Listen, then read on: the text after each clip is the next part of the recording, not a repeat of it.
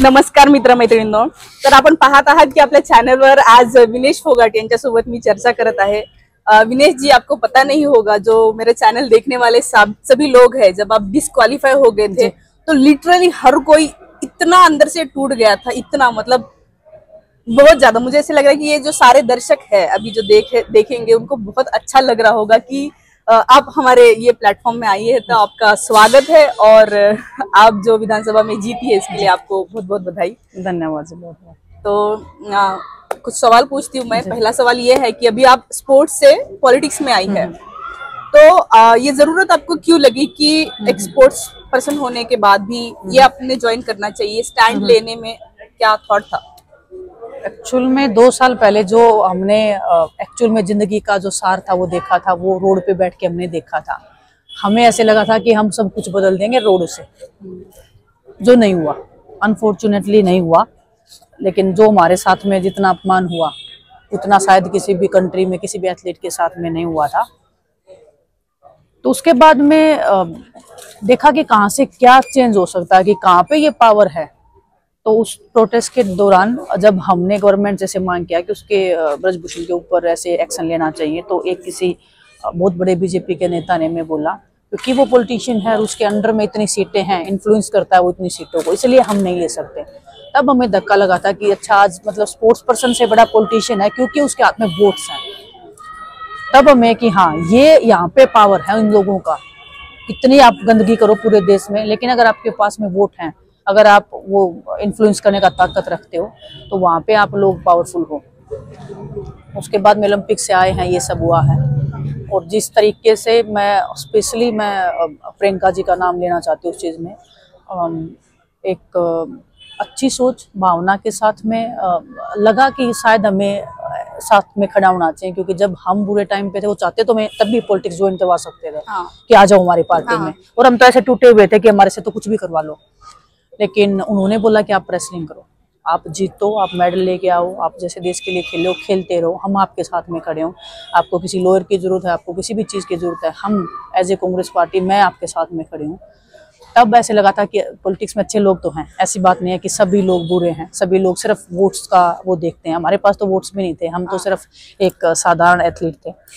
तो बस उसके बाद में लगा कि इधर, क्योंकि रोड पे सुनाई नहीं दे रही आपके आवाज, ओलंपिक्स तक आप गए हो, नहीं आवाज किसी को फर्क पड़ता है उस चीज से, तो क्यों ना उस विधानसभा में जहाँ पे ये लोग बैठ के पूरा अपना टेंट्रम थ्रो करते हैं कि हम ये कर देंगे, वो उधर जाके उनसे अगर सवाल जवाब लेंगे, रोड पे भी सवाल जवाब कर रहे हैं, अंदर भी सवाल जवाब करे, कहाँ तक भागेंगे, कहाँ तक छिपेंगे।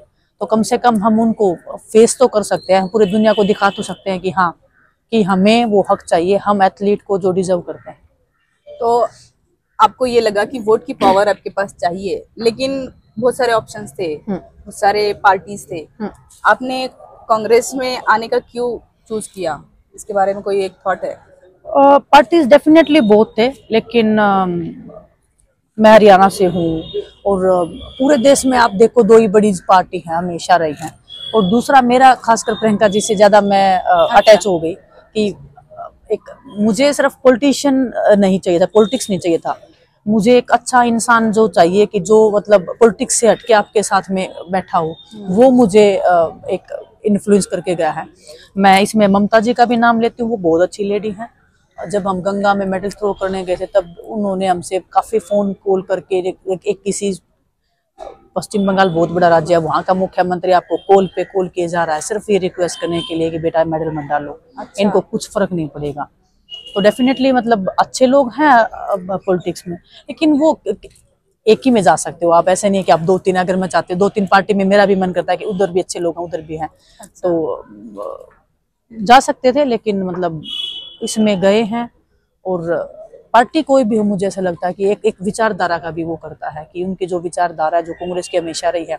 मैं छोटी थी तब से मेरी मम्मी, मेरी दादी इंदिरा गांधी जी के गीत सुनाते थे कि वो एक, हाँ, वो स्ट्रॉन्ग लेडी थी, कैसे उनको गोलियां मारी गई, ऐसे एक गाँव में गीत बनाया हुआ था। अच्छा। तो वो चीज़ हमने बचपन से, और मैं एक्चुअल में जो गांधी फैमिली ने जो सेक्रीफाइस जो देश के लिए किया, पहले इंदिरा जी, उसके बाद राजीव जी, उसके बाद ये जो कांग्रेस पार्टी संघर्ष करी है हमेशा, तो वो कहता है ना कि कई बार मन एक जगह पे, हाँ, कि ये है जो मुझे मैच करता है एक्चुअल में, मेरी विचारधारा के साथ में या मेरे सिद्धांतों के साथ में यहाँ पे समझौता नहीं करना पड़ेगा, सेम लोग हैं, तो इसलिए भी मैंने मतलब ये हमने फैसला लिया।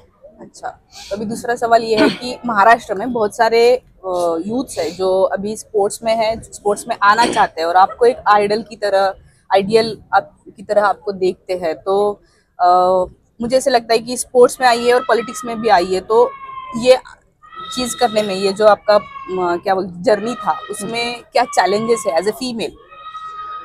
देखिए चैलेंजेस तो बहुत हैं, फीमेल्स के लिए और भी डिफिकल्ट हो जाता है। बस हमारे लिए एक प्लस पॉइंट था कि हमारी फैमिली हमारे साथ में खड़ी थी, बॉयज से भी ज़्यादा हम गर्ल्स के लिए उन्होंने हमेशा आगे बढ़ाने का काम किया है। और कभी पिटाई भी हुई है तो लड़कों की ज़्यादा हुई, हमारी इतनी नहीं हुई। अच्छा, तो हमें वो एक प्लस पॉइंट हमारी फैमिली से मिला है।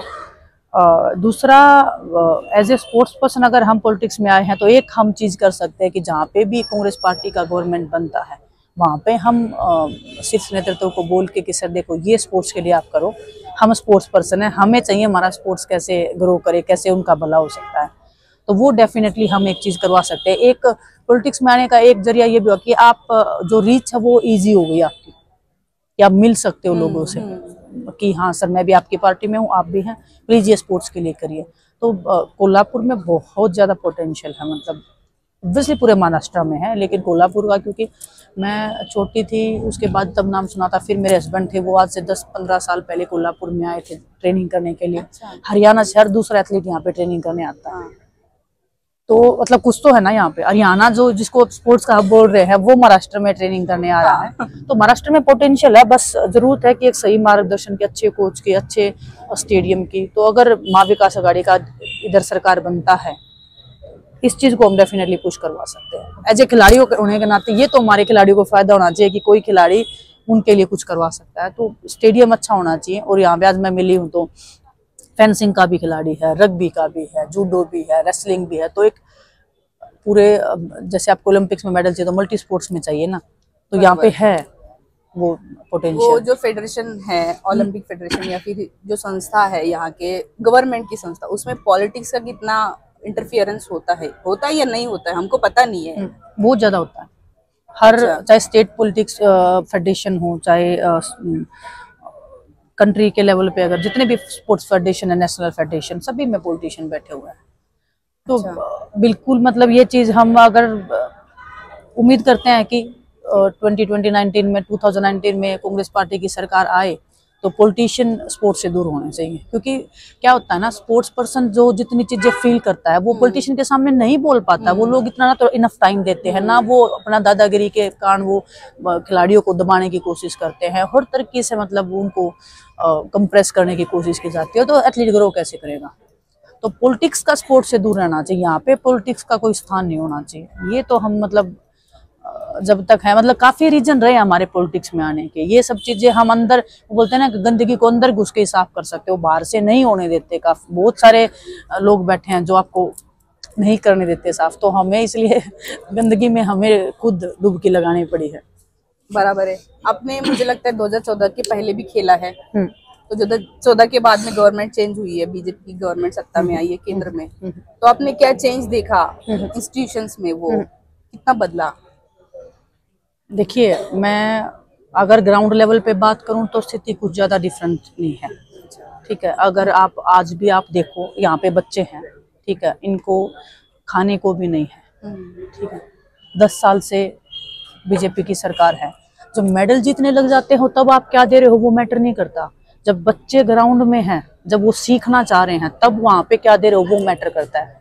आज पूरे हरियाणा में कोई भी इतना अच्छा स्टेडियम नहीं है जहाँ पे बच्चे फ्री में ट्रेनिंग कर सके, अच्छा उनको न्यूट्रिशन मिल सके, या कोई अच्छा कोच गाइड करने वाला हो। आप महाराष्ट्र में देख लो, आप हरियाणा में देख लो, आप पंजाब में उठा के देख लो। पहले भी 2012 में जब ओलंपिक्स हुआ था तब भी 5-6 मेडल आए थे ओलंपिक्स में, आज भी 5-6 मेडल आते हैं ओलंपिक्स में। क्या चेंज किया आपने अगर वो मेडल 30 मेडल बढ़ा देते तो मैं मानती, मैं एक्सेप्ट करती कि हाँ आपकी ये स्कीम अच्छा काम कर गई, ये स्कीम अच्छा काम कर गई। मेडल सेम चल रहे हैं, चेंज क्या हुआ फिर? तो क्या सिर्फ सोशल मीडिया पे। पॉलिटिक्स ज्यादा हो गया अंदर, या पहले भी पॉलिटिक्स होता था ऐसा? देखो मैं क्योंकि मैं छोटी थी तो मैं इतना उस चीज में नहीं गई थी, मैं बोल नहीं सकती कि उस टाइम पे कितना। पॉलिटिशियन हमेशा रहे हैं, ऐसा नहीं है कि ये नहीं अभी इसी गवर्नमेंट में आए, पहले भी रहे होंगे। इसलिए मतलब इतने सालों तक उन लोगों ने अपना पूरा कब्जा किया हुआ है इन चीजों पे। लेकिन स्थान बिल्कुल नहीं होना चाहिए पॉलिटिक्स का।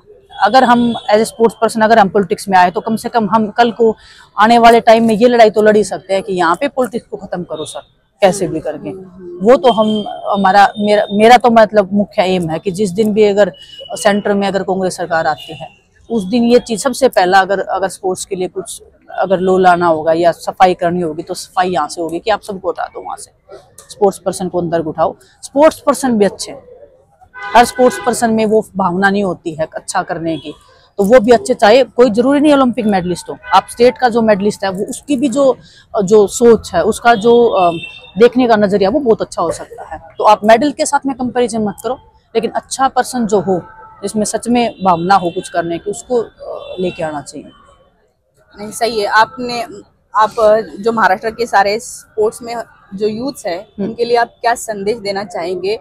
क्योंकि आपने जो मैदान की लड़ाई है वो भी लड़ी है और आप अभी राजनीति में हैं, तो बहुत सारे स्पोर्ट्स पर्सन हैं जिनको लगता है कि हमको क्या जरूरत है, मतलब ये पॉलिटिक्स में हमको घुसना नहीं है, उसके ऊपर हमको टिप्पणी नहीं करनी है और हमको सिर्फ स्पोर्ट्स, प्योर स्पोर्ट्स करना है। तो आप उनके लिए क्या संदेश देना चाहेंगे? अच्छा ठीक है, जब वो फेडरेशन के लोग पॉलिटिक्स करते हैं आपके ऊपर तब भी आपको नहीं बोलना है। जब वो आपके साथ में पॉलिटिक्स के कारण गलत करके आपको आगे नहीं बढ़ना देना चाहते हैं तब भी वो आपको नहीं बोलना है। अगर आप ओलंपिक्स में जाओगे वहां पे भी पॉलिटिक्स होता है तब भी आप नहीं बोलोगे। आपके हक के लिए तो बोल ही सकते हो, आप दूसरे के लिए मत बोलो, फेयर इनफ। लेकिन आपके साथ में पॉलिटिक्स होता है, आपको आगे नहीं बढ़ने दिया जाएगा, किसी दूसरे को जो इनका फेवरेट्स है उनको आगे बढ़ाएंगे, आपको दबाने की, वो भी तो पॉलिटिक्स है ना। बराबर। आप अपने लिए बोलो, अपने लिए जो बोलना सीख गया ना उसको बाहर फिर ज्यादा आप मत जाओ पॉलिटिक्स में, मत जाओ आप किसी के साथ में भी। अपने लिए, मेरे साथ अगर गलत हो रहा है, अगर वहां पे मैंने बोलना सीख लिया वो इनफ है, वो एथलीट के लिए, उस स्पोर्ट्स के लिए इनफ है। तो thank you so much Vinesh ji, thank you so much. आप सबके माध्यम से मेरा कोल्हापुर के सभी एथलीट को मतलब मैं कहना चाहती हूँ कि सभी लोग मेहनत करो और कभी भी हम जैसे खिलाड़ियों की अगर जरूरत पड़े, खासकर महिलाओं को, क्योंकि हमें पता है कितनी मुश्किल से और कितने स्ट्रगल के बाद में यहाँ तक पहुँचा जाता है, तो हम सब साथ में खड़े हैं। अभी मैं विधानसभा में हूँ तो वहाँ तो उठनी है अब आपकी आवाज़, लेकिन हम अगर आपको लगता है कि आपके साथ गलत हुआ तो सड़क पे भी हमने लड़ाई लड़ी और आगे भी लड़ेंगे। सब मेहनत करो, जितना है उतने में करो और कोशिश रहेगी कि हमारी तरफ से जितना भी, हम एक जादू की जड़ी तो है नहीं कि एकदम से कुछ ठीक कर दें, लेकिन अगर हम मिल के साथ में सभी एथलीट खड़े होंगे तो डेफिनेटली हम एक दिन चेंज लाएंगे पूरे हिंदुस्तान में। Thank you so much Vinesh ji. Thank you.